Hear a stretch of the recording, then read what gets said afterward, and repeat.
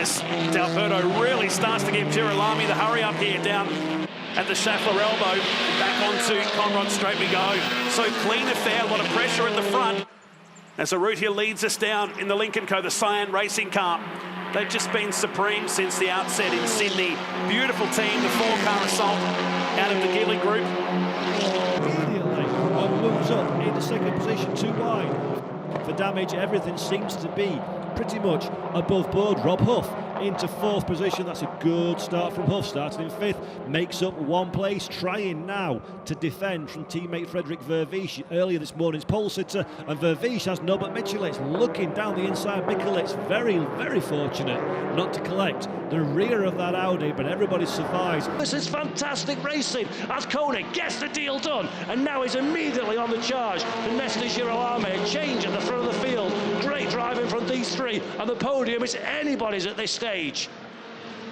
Azcona half defensive, half attacking to the inside of the road. Marcin Guard does not know what's happened. 2 cars in 1 corner, some aggressive driving. Norby now under pressure as well, so Norbert Mitchell's going backwards at this moment in time. Frederick Vervisch, thank you very much. I'll take another pass. I've got a bit of a habit of overtaking here at this track, and I've got a taste for it as well. Frederick Vervisch, whatever issues and difficulties with pace he had yesterday, this morning in qualification, are firmly a thing of the past now as he continues his charge.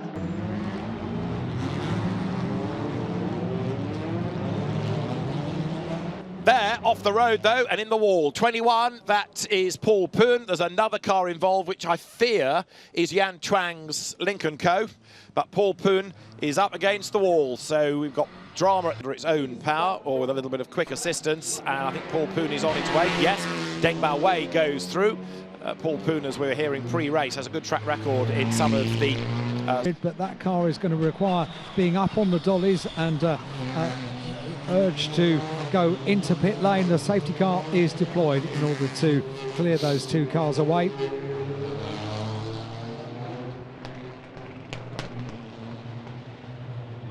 Lincoln Coast goes out wide as well. Elishay still second position, just behind Rob Huff. Mikel Azcona does not make any movement at the start of this race. He's in 4th position, side by side now, 3 wide. Coming into the chicane, while the Toyotas to the outside line. Everybody seems to make it through now, but Elishay with the pink highlights on the wing mirror, looks one side, looks the other. Michaelis covers off the line. That opens up an opportunity for Rob Huff around the outside. Waiting to find a way past Frederick Vervisch. Slipstream down the straight. Azcona only has the outside line for good measure, and Girolami sees a gap, and Girolami takes the gap, but doesn't have enough of an overlap, runs over the curb. That makes him vulnerable to Jan Elishay as well. Tries to overtake, but runs out at racing circuit. The second lap at Frederick Vervisch. There he is, car 122, keeping a watching brief behind as Marco Butti goes for a move now on John Philippi. Butti and Philippi side by side, the Hyundai, light contact between the 2 cars. Butti holds on to the inside line. That's going to become the outside in a minute. Philippi not giving up this one at all. John Philippi holds the position. Great bit of aggression. That's massive news for D'Alberto. He was running quite well, just outside the fringes of the top 10. Hopefully, he can get the Honda Civic FL Type R back running again. Santiago Urrutia, that I spoke about, running out onto the curbs, he's going slowly as well. Quite what's wrong with the Lincoln Co machine, I'm not sure. So 2 of our big names in trouble already. Strongly here. Through one, we go between Cameron across the top of the Audi, and he's gone. He's gone right. He straightens it up, but I'm sure there's going to be damage to that Peugeot. It continues on here at turn number 2. We're going to have to look at that start, but turn 1 was turning it on like it did last night. More action in the middle of the field here. That thing, we were on a wide shot for our coverage. That thing was on 2 wheels. That was stunt stop. You can just feel the confidence starting to build with the drivers now in the body language of the car. There's no Michaelis, last of the late breakers, manages to get the car recovered. Zach Suter, trying to find a way back past against the Hungarian driver on the defensive. Norby clearly very fed up indeed of following the back of that Audi, and I think he's just about got the run coming down the back straight. On the outside, Marcin Guard for company in the background as well.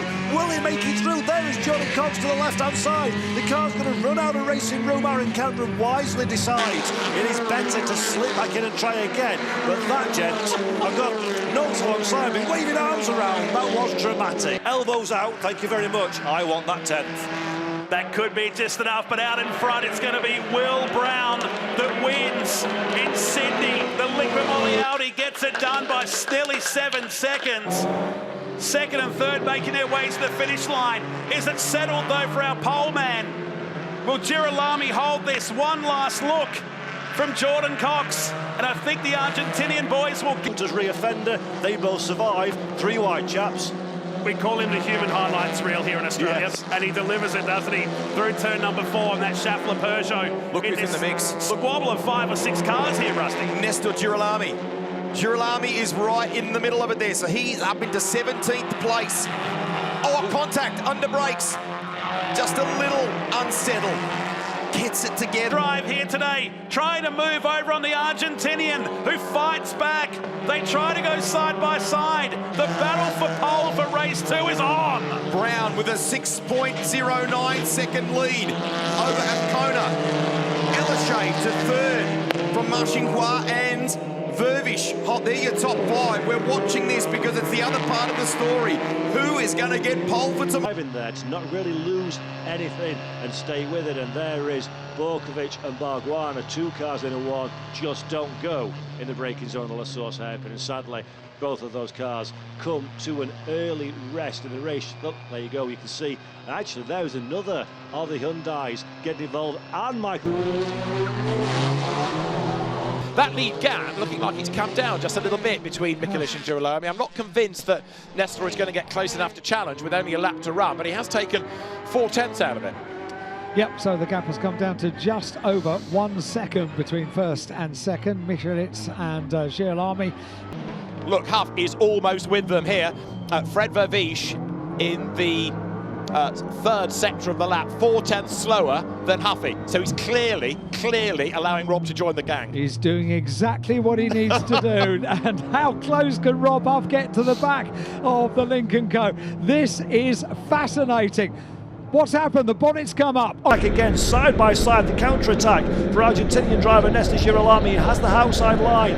Can he hold it all the way with Nobi? Yes, he can. To one side, to the other on the brakes. With Girolami has been overtaken. Massive pressure from Mikel Azcona now, hard on the brakes, the car squirreling under brake, and Azcona though gets it done on a kiss of his own to the rear of Azcona's car.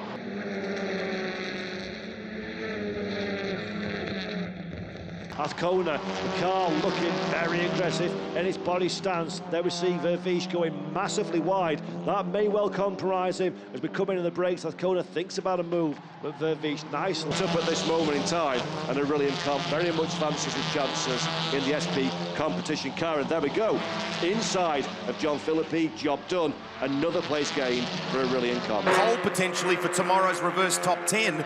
Buchan finds himself down in 14th place at the moment. On the flip side, our buddy Richard Crail, as we keep an eye on this battle here with Huffy, Marchinquois and Elishay. That's Marl on the assault. So there we see Jan runs a little bit deep. Obviously he's on a suboptimal line. Starts to close the door, but he's always going to close. Marchinquois in the way though. Contact between the two.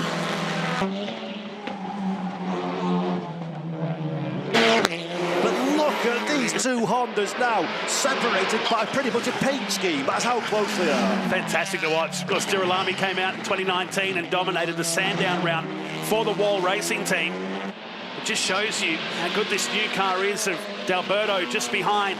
So head down Conrod Straight. Going side by side with Bebu, Girolami. Girolami, we saw, not afraid to get the elbows out in race 1. And now Santiago Urrutia is on a charge. So Urrutia trying to find a way past Girolami. They go side by side into the fastest section of the racetrack. Urrutia decides wisely, it has to be said, to give that one up. Then dives to the inside. Can he get the job done?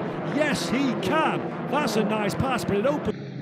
further down the running order, John Philippi loses 2 positions as we see a little bit of drama there.